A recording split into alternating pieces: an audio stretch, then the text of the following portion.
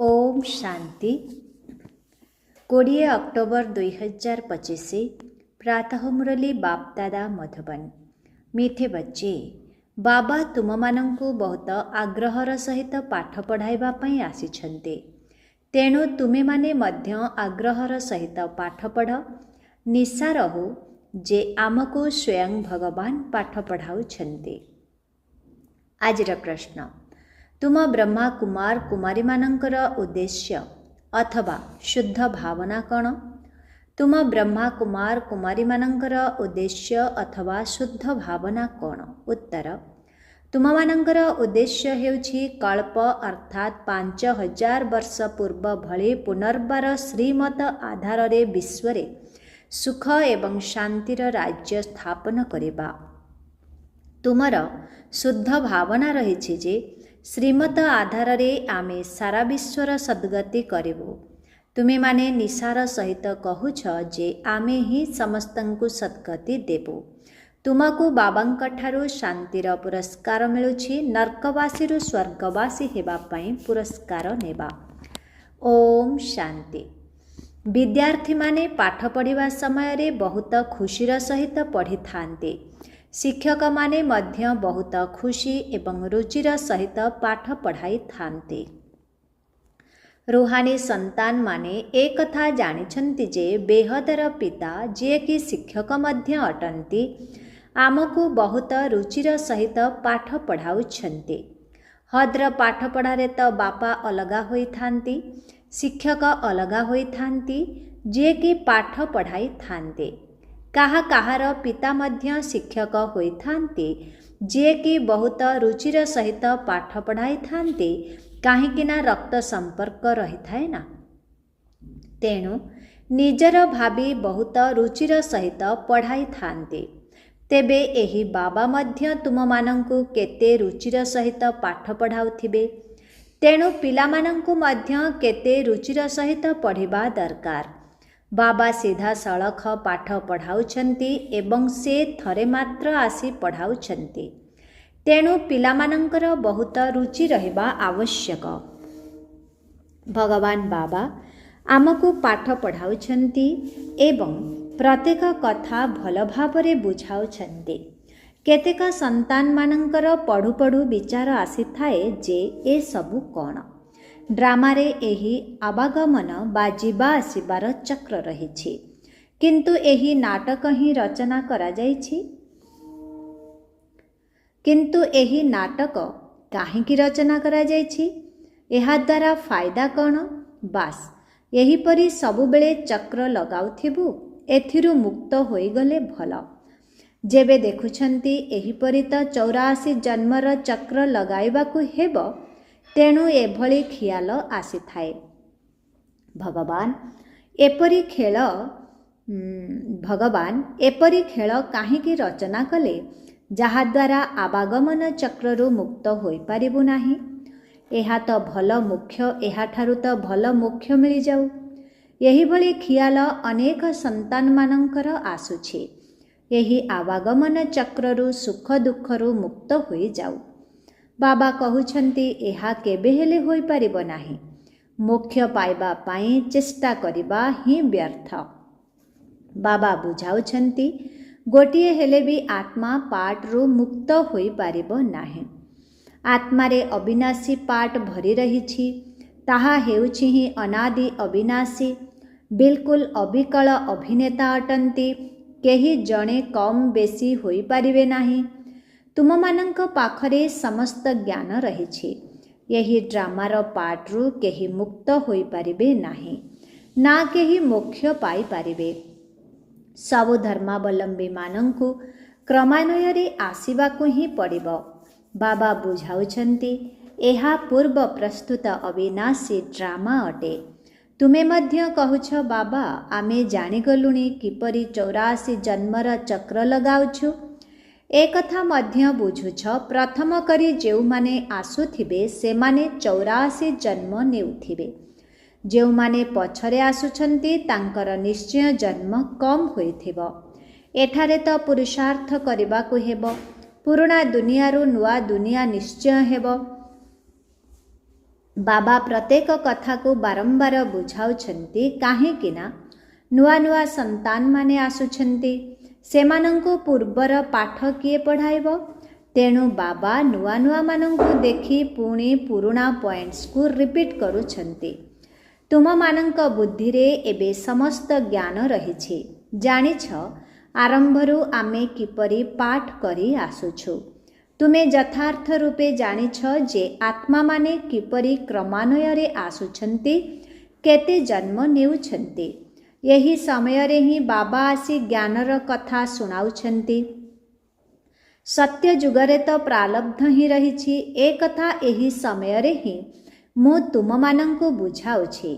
ଗୀତାର ମଧ୍ୟ ଆରମ୍ଭ ଏବଂ ଶେଷରେ ଏହି କଥା ଆସୁଛି, ମନ ମନା ଭବ। ଷ୍ଟାଟସ୍ ବା ପଦ ପାଇବା ପାଇଁ ପାଠ ପଢ଼ା ଯାଉଛି। ତୁମେ ରାଜା ହେବା ପାଇଁ ଏବେ ପୁରୁଷାର୍ଥ କରୁଛ। ଅନ୍ୟ ଧର୍ମାବଲମ୍ବୀମାନଙ୍କ ସମ୍ବନ୍ଧରେ ତ ବୁଝାଯାଇଛି କି ସେମାନେ କ୍ରମାନ୍ୱୟରେ ଆସୁଛନ୍ତି। ଧର୍ମ ସ୍ଥାପକଙ୍କ ପଛରେ ସମସ୍ତଙ୍କୁ ଆସିବାକୁ ପଡ଼ୁଛି, ରାଜତ୍ୱର କଥା ନୁହେଁ। ଏକମାତ୍ର ଗୀତା ଶାସ୍ତ୍ରର ହିଁ ବହୁତ ମହିମା ରହିଛି। ଭାରତରେ ହିଁ ବାବା ଆସି ଜ୍ଞାନ ଶୁଣାଇ ସମସ୍ତଙ୍କର ସଦ୍ଗତି କରୁଛନ୍ତି। ସେହି ଧର୍ମ ସ୍ଥାପକମାନେ ଏଠାକୁ ଆସି ପୁଣି ଯେବେ ମୃତ୍ୟୁବରଣ କରୁଛନ୍ତି, ତାଙ୍କ ପାଇଁ ବଡ଼ ବଡ଼ ତୀର୍ଥ ସ୍ଥାନ କରିଦେଉଛନ୍ତି। ବାସ୍ତବରେ ଭାରତ ହିଁ ହେଉଛି ସମସ୍ତଙ୍କର ତୀର୍ଥ, ଯେଉଁଠାକୁ ବେହଦର ବାବା ଆସୁଛନ୍ତି। ବାବା ଭାରତକୁ ହିଁ ଆସି ସମସ୍ତଙ୍କର ସଦ୍ଗତି କରୁଛନ୍ତି। ବାବା କହୁଛନ୍ତି, ମୋତେ ମୁକ୍ତିଦାତା ଗାଇଡ଼ ବୋଲି କହୁଛ ନା? ମୁଁ ତୁମକୁ ଏହି ପୁରୁଣା ଦୁନିଆ ଦୁଃଖର ଦୁନିଆରୁ ମୁକ୍ତ କରି ଶାନ୍ତିଧାମ ସୁଖଧାମକୁ ନେଇଯାଉଛି। ପିଲାମାନେ ଜାଣିଛନ୍ତି ଯେ ବାବା ଆମକୁ ଶାନ୍ତିଧାମ ସୁଖଧାମକୁ ନେଇଯିବେ। ବାକି ସମସ୍ତେ ଶାନ୍ତିଧାମକୁ ଚାଲିଯିବେ। ଦୁଃଖରୁ ବାବା ଆସି ମୁକ୍ତ କରୁଛନ୍ତି। ତାଙ୍କର ଜନ୍ମ ମରଣ ତ ନାହିଁ, ବାବା ଆସିଛନ୍ତି ପୁଣି ଚାଲିଯିବେ। ତେବେ ତାଙ୍କ ପାଇଁ କ'ଣ ମରିଗଲେ ବୋଲି କୁହାଯିବ କି? ଯେପରି ଶିବାନନ୍ଦଙ୍କ ପାଇଁ କହୁଛନ୍ତି, ଶରୀର ଛାଡ଼ିଦେଲେ ପୁଣି କ୍ରିୟାକ୍ରମ କରିଥାନ୍ତି। ଏହି ବାବା ଚାଲିଗଲେ ତ ଏହାଙ୍କର କ୍ରିୟାକର୍ମ ଉତ୍ସବ ଆଦି କିଛି ହେଲେ କରିବାକୁ ପଡ଼ୁନାହିଁ। ତାଙ୍କର ତ ଆସିବାର ସମୟ ମଧ୍ୟ ଜଣାପଡ଼େ ନାହିଁ। କ୍ରିୟାକର୍ମ ଆଦିର ତ କୌଣସି କଥା ହିଁ ନାହିଁ। ଅନ୍ୟ ସବୁ ମନୁଷ୍ୟମାନଙ୍କର କ୍ରିୟାକର୍ମ କରିଥାନ୍ତି। ବାବାଙ୍କର କ୍ରିୟାକର୍ମ ହେଉନାହିଁ, କାରଣ ତାଙ୍କର ଶରୀର ହିଁ ନାହିଁ। ସତ୍ୟ ଯୁଗରେ ଏହି ଜ୍ଞାନ କିମ୍ବା ଭକ୍ତିର କୌଣସି କଥା ରହିବ ନାହିଁ। ଏହା ଏବେ ହିଁ ଚାଲୁଛି, ଆଉ ସମସ୍ତେ ଭକ୍ତି ହିଁ ଶିଖାଉଛନ୍ତି। ଅଧା କଳ୍ପ ଭକ୍ତି, ପୁଣି ଅଧା କଳ୍ପ ପରେ ବାବା ଆସି ଜ୍ଞାନର ବର୍ଷା ଦେଉଛନ୍ତି। ଜ୍ଞାନ କେବେ ହେଲେ ସେଠାକୁ ସାଥିରେ ଯିବ ନାହିଁ। ସେଠାରେ ବାବାଙ୍କୁ ସ୍ମରଣ କରିବାର ଆବଶ୍ୟକତା ହିଁ ନାହିଁ। ସେଠାରେ ସମସ୍ତେ ମୁକ୍ତିରେ ରହିଥାନ୍ତି। ସେଠାରେ କ'ଣ ବାବାଙ୍କୁ ସ୍ମରଣ କରିବାକୁ ପଡ଼ିବ କି? ଦୁଃଖର ନିବେଦନ ସେଠାରେ କରାଯାଏ ନାହିଁ। ଭକ୍ତି ମଧ୍ୟ ପ୍ରଥମେ ଅବ୍ୟଭିଚାରୀ ପୁଣି ବ୍ୟଭିଚାରୀ ହୋଇଥାଏ। ଏହି ସମୟରେ ତ ଅତି ବ୍ୟଭିଚାରୀ ଭକ୍ତି ହେଉଛି। ଏହାକୁ ରୌରବ ନର୍କ କୁହାଯାଉଛି। ଏହା ଅତିରୁ ଅତି ନର୍କ ଅଟେ ଏବଂ ବାବା ଆସି ଏହାକୁ ଅତିରୁ ଅତି ସ୍ୱର୍ଗରେ ପରିଣତ କରୁଛନ୍ତି। ଏହି ସମୟରେ 100% ଦୁଃଖ ରହିଛି, ପୁଣି 100% ସୁଖ ଶାନ୍ତି ହେବ। ଆତ୍ମା ଯାଇ ନିଜ ଘରେ ବିଶ୍ରାମ ନେବ। ବୁଝାଇବା ତ ବହୁତ ସହଜ। ବାବା କହୁଛନ୍ତି, ମୁଁ ସେତେବେଳେ ଆସେ ଯେତେବେଳେ ନୂଆ ଦୁନିଆର ସ୍ଥାପନା କରି ପୁରୁଣା ଦୁନିଆକୁ ବିନାଶ କରିବାକୁ ପଡ଼େ। ତେବେ ଏତେ ବଡ଼ କାର୍ଯ୍ୟ କେବଳ ଜଣେ ତ କରିବ ନାହିଁ, ବହୁତ ସେବାଧାରୀ ଆବଶ୍ୟକ। ଏହି ସମୟରେ ତୁମେ ବାବାଙ୍କର ଖିଦମତଗାର ସନ୍ତାନ ହୋଇଛ। ଖାସ୍ ଭାରତର ସଚ୍ଚା ସେବା କରୁଛ। ସତ୍ୟ ବାବା ସତ୍ୟ ସେବା ଶିଖାଉଛନ୍ତି। ନିଜର ତଥା ଭାରତର ଏବଂ ବିଶ୍ୱର ମଧ୍ୟ କଲ୍ୟାଣ କରୁଛ। ତେଣୁ କେତେ ରୁଚିର ସହିତ କରିବା ଦରକାର। ବାବା କେତେ ରୁଚିର ସହିତ ସମସ୍ତଙ୍କର ସଦ୍ଗତି କରୁଛନ୍ତି। ଏବେ ମଧ୍ୟ ସମସ୍ତଙ୍କର ସଦ୍ଗତି ନିଶ୍ଚୟ ହେବ। ଏହା ହେଉଛି ଶୁଦ୍ଧ ଅହଙ୍କାର, ଶୁଦ୍ଧ ଭାବନା। ତୁମେ ସତ୍ୟ ସତ୍ୟ ସେବା କରୁଛ, କିନ୍ତୁ ଏହା ଗୁପ୍ତ। ଆତ୍ମା ଶରୀର ଦ୍ୱାରା କରୁଛି। ତୁମକୁ ବହୁତ ପଚାରୁଛନ୍ତି, ବିକେଙ୍କର ଉଦ୍ଦେଶ୍ୟ କ'ଣ? କୁହ। ବିକେଙ୍କର ଉଦ୍ଦେଶ୍ୟ ହେଉଛି ବିଶ୍ୱରେ ସତ୍ୟଯୋଗୀ ସୁଖ ଶାନ୍ତିର ସ୍ୱରାଜ୍ୟ ସ୍ଥାପନ କରିବା। ଆମେ ପ୍ରତି 5000 ବର୍ଷ ପରେ ଶ୍ରୀମତ ଆଧାରରେ ବିଶ୍ୱରେ ଶାନ୍ତି ସ୍ଥାପନ କରି ବିଶ୍ୱ ଶାନ୍ତିର ପୁରସ୍କାର ନେଉଛୁ। ଯଥା ରାଜା ରାଣୀ ତଥା ପ୍ରଜା ସମସ୍ତେ ପୁରସ୍କାର ନେଉଛୁ। ନର୍କବାସୀରୁ ସ୍ୱର୍ଗବାସୀ ହେବା କ'ଣ କମ୍ ପୁରସ୍କାର କି? ସେମାନେ ଶାନ୍ତିର ପୁରସ୍କାର ନେଇ ଖୁସି ହେଉଛନ୍ତି, କିନ୍ତୁ ତାଙ୍କୁ କିଛି ହେଲେ ମିଳୁନାହିଁ। ବିଶ୍ୱର ବାଦଶାହୀର ସତ୍ୟ ପୁରସ୍କାର ତ ଏବେ ଆମେ ବାବାଙ୍କ ଠାରୁ ନେଉଛୁ। କହୁଛନ୍ତି ନା, ଭାରତ ଆମର ଶ୍ରେଷ୍ଠ ଦେଶ ଅଟେ। କେତେ ମହିମା କରୁଛନ୍ତି। ସମସ୍ତେ ଭାବୁଛନ୍ତି ଯେ ଆମେ ଭାରତର ମାଲିକ ଅଟୁ, କିନ୍ତୁ ମାଲିକ କେଉଁଠି ହୋଇଛନ୍ତି? ବର୍ତ୍ତମାନ ତୁମେ ସନ୍ତାନମାନେ ବାବାଙ୍କର ଶ୍ରୀମତ ଦ୍ୱାରା ରାଜ୍ୟ ସ୍ଥାପନ କରୁଛ। ତୁମ ପାଖରେ କୌଣସି ଅସ୍ତ୍ରଶସ୍ତ୍ର ତ ନାହିଁ। ତୁମେମାନେ ଦୈବୀ ଗୁଣ ଧାରଣ କରୁଛ, ତେଣୁ ତୁମର ହିଁ ଗାୟନ ପୂଜନ ହେଉଛି। ଅମ୍ବାଙ୍କର ଦେଖ କେତେ ପୂଜା ହେଉଛି, କିନ୍ତୁ ଅମ୍ବା କିଏ? ସେ ବ୍ରାହ୍ମଣ ନା ଦେବତା? ଏ କଥା ମଧ୍ୟ ଜଣାନାହିଁ। ଅମ୍ବା, କାଳୀ, ଦୁର୍ଗା, ସରସ୍ୱତୀ ଆଦି ଏହିପରି ବହୁତ ନାମ ରହିଛି। ଏଠାରେ ମଧ୍ୟ ତଳେ ଅମ୍ବାଙ୍କର ଛୋଟ ମନ୍ଦିର ରହିଛି। ଅମ୍ବାଙ୍କୁ ବହୁତ ଭୁଜା ଦେଇଛନ୍ତି। ଏପରି ତ ନୁହେଁ। ଏହାକୁ ଅନ୍ଧବିଶ୍ୱାସ ବୋଲି କୁହାଯାଉଛି। ଯୀଶୁଖ୍ରୀଷ୍ଟ, ବୁଦ୍ଧଦେବ ଆଦି ଆସି ନିଜ ନିଜର ଧର୍ମ ସ୍ଥାପନ କରୁଛନ୍ତି। ଧର୍ମ ସ୍ଥାପନାର ତିଥି ତାରିଖ ସବୁ ବତାଉଛନ୍ତି। ସେଠାରେ ଅନ୍ଧଶ୍ରଦ୍ଧାର ତ କୌଣସି କଥା ହିଁ ନାହିଁ। ଏଠାରେ ଭାରତବାସୀମାନଙ୍କୁ କିଛି ହେଲେ ଜଣା ନାହିଁ। ଆମର ଧର୍ମ କେବେ ଏବଂ କିଏ ସ୍ଥାପନ କରିଥିଲେ, ସେଥିପାଇଁ ଅନ୍ଧଶ୍ରଦ୍ଧା କୁହାଯାଉଛି। ଏବେ ତୁମେ ହେଲ ପୂଜାରୀ, ପୁଣି ପୂଜ୍ୟ ହେବାକୁ ଯାଉଛ। ତୁମ ଆତ୍ମା ସହିତ ଶରୀର ମଧ୍ୟ ପୂଜ୍ୟ ହେଉଛି। ତୁମ ଆତ୍ମାର ମଧ୍ୟ ପୂଜା ହେଉଛି, ପୁଣି ଦେବତା ହୋଇଗଲେ ମଧ୍ୟ ପୂଜା ହେବ। ବାବା ତ ହେଉଛନ୍ତି ନିରାକାର। ସେ ସର୍ବଦା ପୂଜ୍ୟ ଅଟନ୍ତି। ସେ କେବେ ହେଲେ ପୂଜାରୀ ହେଉନାହାନ୍ତି। ତୁମ ପାଇଁ କୁହାଯାଉଛି, ନିଜେ ହିଁ ପୂଜ୍ୟ, ନିଜେ ହିଁ ପୂଜାରୀ। ବାବା ତ ସଦା ପୂଜ୍ୟ ଅଟନ୍ତି। ଏଠାକୁ ଆସି ବାବା ସଚ୍ଚା ସେବା କରୁଛନ୍ତି। ସମସ୍ତଙ୍କୁ ସଦ୍ଗତି ଦେଉଛନ୍ତି। ବାବା କହୁଛନ୍ତି, ଏବେ ମୋତେ ମନେ ପକାଅ, ଅନ୍ୟ କୌଣସି ଦେହଧାରୀଙ୍କୁ ମନେ ପକାଅ ନାହିଁ। ଦୁନିଆରେ ତ ବଡ଼ ବଡ଼ ଲକ୍ଷପତି, କୋଟିପତି ଯାଇ ଆଲ୍ଲା ଆଲ୍ଲା କହୁଛନ୍ତି। କେତେ ଅନ୍ଧଶ୍ରଦ୍ଧା ରହିଛି। ବାବା ତୁମକୁ ହମ୍ ସୋର ଅର୍ଥ ମଧ୍ୟ ବୁଝାଇଛନ୍ତି। ସେମାନେ ତ କହିଦେଉଛନ୍ତି ଶିବ ହୋମ୍, ଆତ୍ମା ସୋ ପରମାତ୍ମା। ଏବେ ବାବା ସଠିକ୍ କରି ବତାଉଛନ୍ତି। ଏବେ ବିଚାର କର, ଭକ୍ତି ମାର୍ଗରେ ଠିକ୍ ଶୁଣୁଥିଲ ନା ମୁଁ ଠିକ୍ କହୁଛି? ହମ୍ ସୋର ଅର୍ଥ ବହୁତ ଲମ୍ବା ଚଉଡ଼ା ଅଟେ। ଆମେ ହିଁ ବ୍ରାହ୍ମଣ, ଦେବତା, କ୍ଷତ୍ରିୟ ହେଉଛୁ। ଏବେ ହମ୍ ସୋର ଅର୍ଥ କେଉଁଠି ଠିକ୍? ମୁଁ ଆତ୍ମା ଚକ୍ରରେ ଏହିଭଳି ଆସୁଛି। ବିରାଟ ରୂପର ଚିତ୍ର ମଧ୍ୟ ରହିଛି। ଏଥିରେ ବ୍ରାହ୍ମଣ ଚୁଟି ଏବଂ ବାବାଙ୍କୁ ଦେଖାଇ ନାହାନ୍ତି। ଦେବତାମାନେ କେଉଁଠୁ ଆସିଲେ? ସେମାନେ କେଉଁଠାରୁ ସୃଷ୍ଟି ହେଲେ? କଳିଯୁଗରେ ତ ଶୂଦ୍ର ବର୍ଣ୍ଣ ରହିଛି। ସତ୍ୟ ଯୁଗରେ ହଠାତ୍ ଦେବତା ବର୍ଣ୍ଣ କିପରି ହେଲା? କିଛି ହେଲେ ବୁଝୁନାହାନ୍ତି। ଭକ୍ତି ମାର୍ଗରେ ମନୁଷ୍ୟ କେତେ ଫସି ଯାଇଛନ୍ତି।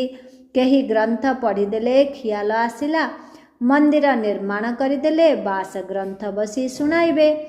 ବହୁତ ମନୁଷ୍ୟ ଆସି ଶିଷ୍ୟ ହୋଇଯାଇଥାନ୍ତି। ଫାଇଦା ତ କିଛି ହେଲେ ହେଉନାହିଁ। ବହୁତ ଦୋକାନ ଖୋଲିଯାଇଛି। ବର୍ତ୍ତମାନ ଏହିସବୁ ଦୋକାନ ସମାପ୍ତ ହୋଇଯିବ। ଏସବୁ ଦୋକାନଦାରୀ ହେଉଛି ଭକ୍ତି ମାର୍ଗର। ଏହାଦ୍ୱାରା ବହୁତ ଧନ ରୋଜଗାର କରନ୍ତି। ସନ୍ନ୍ୟାସୀମାନେ କହୁଛନ୍ତି, ଆମେ ବ୍ରହ୍ମଯୋଗୀ, ତତ୍ତ୍ୱଯୋଗୀ ଅଟୁ।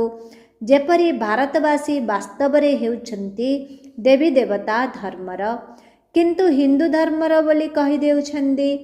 ଏମିତି ତ ବ୍ରହ୍ମତତ୍ତ୍ୱ ଅଟେ। ଯେଉଁଠି ଆତ୍ମାମାନେ ରହୁଛନ୍ତି ସେମାନେ ପୁଣି ବ୍ରହ୍ମଜ୍ଞାନୀ ତତ୍ତ୍ୱଜ୍ଞାନୀ ନାମ ରଖିଦେଇଛନ୍ତି। ନଚେତ୍ ବ୍ରହ୍ମ ତତ୍ତ୍ୱ ହେଉଛି ରହିବାର ସ୍ଥାନ। ତେଣୁ ବାବା ବୁଝାଉଛନ୍ତି କେତେ ବଡ଼ ଭୁଲ କରିଦେଇଛନ୍ତି। ଏସବୁ ହେଉଛି ଭ୍ରମ। ମୁଁ ଆସି ସବୁ ଭ୍ରମ ଦୂର କରିଦେଉଛି। ଭକ୍ତି ମାର୍ଗରେ କହୁଛନ୍ତି ମଧ୍ୟ, ହେ ପ୍ରଭୁ, ତୁମର ଗତି ମତି ନିଆରା ଅଟେ। ଗତି ତ କେହି କରିପାରିବେ ନାହିଁ। ମତ ତ ଅନେକଙ୍କର ମିଳୁଛି। ଏଠାକାର ମତ କେତେ କମାଲ କରିଦେଉଛି। ସାରା ବିଶ୍ୱକୁ ପରିବର୍ତ୍ତିତ କରିଦେଉଛି। ଏବେ ତୁମ ସନ୍ତାନମାନଙ୍କର ବୁଦ୍ଧିରେ ଅଛି ଏତେ ସବୁ ଧର୍ମ କିପରି ଆସୁଛି, ପୁଣି ଆତ୍ମାମାନେ କିପରି ନିଜ ନିଜର ବିଭାଗରେ ଯାଇ ରହୁଛନ୍ତି। ଏସବୁ ଡ୍ରାମାରେ ନିର୍ଦ୍ଧାର୍ଯ୍ୟ ରହିଛି। ଏ କଥା ମଧ୍ୟ ପିଲାମାନେ ଜାଣିଛନ୍ତି। ଏକମାତ୍ର ବାବା ହିଁ ଦିବ୍ୟ ଦୃଷ୍ଟି ଦାତା ଅଟନ୍ତି। ବାବାଙ୍କୁ କହିଲେ, ଏହି ଦିବ୍ୟ ଦୃଷ୍ଟିର ଚାବି ମୋତେ ଦେଇଦିଅ, ତେବେ ମୁଁ କାହାକୁ ସାକ୍ଷାତକାର କରାଇଦେବି। ବାବା କହିଲେ, ନା, ଏହି ଚାବି କାହାକୁ ମିଳିପାରିବ ନାହିଁ। ଏହା ବଦଳରେ ତୁମକୁ ପୁଣି ବିଶ୍ୱର ବାଦଶାହୀ ଦେଉଛି। ମୁଁ ନେଉନାହିଁ। ମୋର ପାର୍ଟ ହିଁ ହେଉଛି ସାକ୍ଷାତକାର କରାଇବା। ସାକ୍ଷାତକାର ହେବା ଦ୍ୱାରା କେତେ ଖୁସି ହୋଇଯାଉଛନ୍ତି, କିନ୍ତୁ କିଛି ହେଲେ ମିଳୁନାହିଁ। ଏପରି ନୁହେଁ ଯେ ସାକ୍ଷାତକାର ଦ୍ୱାରା କେହି ନିରୋଗୀ ହୋଇଯାଉଛନ୍ତି ଅଥବା ଧନ ମିଳିଯାଉଛି। ନା, ମୀରାଙ୍କୁ ସାକ୍ଷାତକାର ହେଲା, କିନ୍ତୁ ମୁକ୍ତି କ'ଣ ପାଇଲେ? ମନୁଷ୍ୟ ଭାବୁଛନ୍ତି ଯେ ବୈକୁଣ୍ଠରେ ହିଁ ରହୁଥିଲେ, କିନ୍ତୁ ବୈକୁଣ୍ଠ କୃଷ୍ଣପୁରୀ କେଉଁଠି ଅଛି? ଏସବୁ ହେଉଛି ସାକ୍ଷାତକାର। ବାବା ବସି ସବୁ କଥା ବୁଝାଉଛନ୍ତି।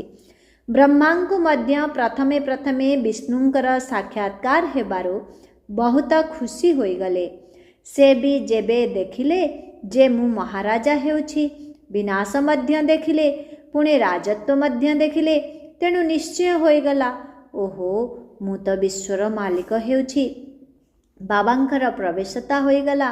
ବାସ୍, ବାବା, ଏସବୁ ଆପଣ ନେଇଯାଆନ୍ତୁ। ମୋର ତ ବିଶ୍ୱର ବାଦଶାହୀ ଆବଶ୍ୟକ। ତୁମେ ମଧ୍ୟ ଏହି ସୌଦା କରିବାକୁ ଆସିଛ ନା? ଯିଏ ଜ୍ଞାନ ଧାରଣ କରୁଛନ୍ତି ତାଙ୍କଠାରୁ ପୁଣି ଭକ୍ତି ଦୂର ହୋଇଯାଉଛି। ଆଚ୍ଛା, ମିଠେ ମିଠେ ଶିଖିଲ ଦେ ସନ୍ତାନମାନଙ୍କ ପ୍ରତି ମାତ ପିତା ବାପ ଦାଦାଙ୍କର ମଧୁର ସ୍ନେହ ସମ୍ପନ୍ନ ଶୁଭେଚ୍ଛା ଏବଂ ସୁପ୍ରଭାତ। ଆତ୍ମିକ ପିତାଙ୍କର ଆତ୍ମିକ ସନ୍ତାନମାନଙ୍କୁ ନମସ୍ତେ।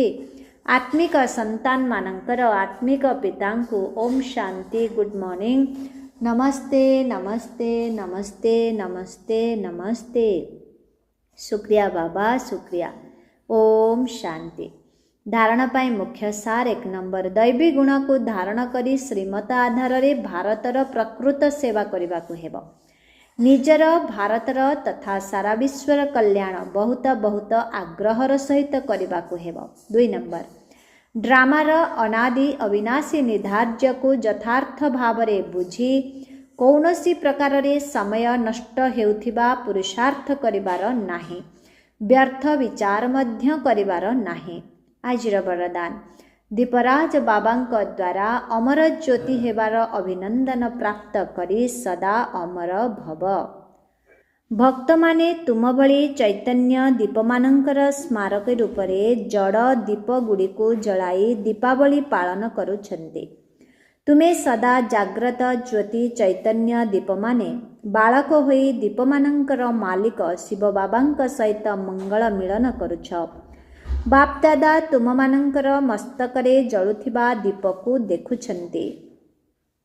ତୁମେ ଅବିନାଶୀ ଅମର ଜ୍ୟୋତି ସ୍ୱରୂପ ପିଲାମାନେ ଦୀପରାଜ ବାବାଙ୍କ ଦ୍ୱାରା ଅଭିନନ୍ଦନ ପ୍ରାପ୍ତ କରିବା ସହିତ ସଦା ଅମର ଭବର ବରଦାନ ପ୍ରାପ୍ତ କରୁଛ।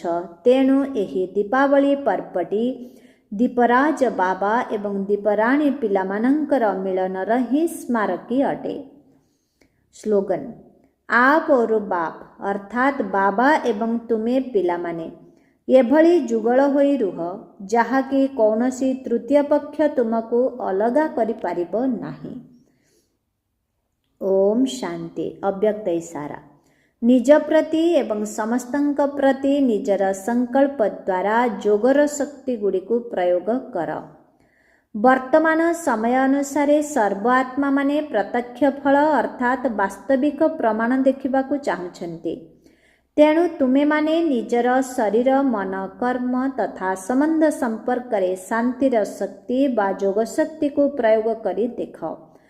ଶାନ୍ତିର ଶକ୍ତି ଦ୍ୱାରା ତୁମମାନଙ୍କର ସଂକଳ୍ପ ୱାୟାରଲେସ୍ ଠାରୁ ମଧ୍ୟ ତୀବ୍ର ଗତିରେ କୌଣସି ଆତ୍ମା ନିକଟରେ ପହଞ୍ଚି ପାରିବ। ଏହି ଶକ୍ତିର ବିଶେଷ ଯନ୍ତ୍ର ହେଲା ଶୁଭ ସଂକଳ୍ପ। ଏହି ସଂକଳ୍ପ ରୂପୀ ଯନ୍ତ୍ର ଦ୍ୱାରା ଯାହା ଚାହିଁବ ତାହା ସିଦ୍ଧି ସ୍ୱରୂପରେ ଦେଖିପାରିବ। ଓମ୍ ଶାନ୍ତି।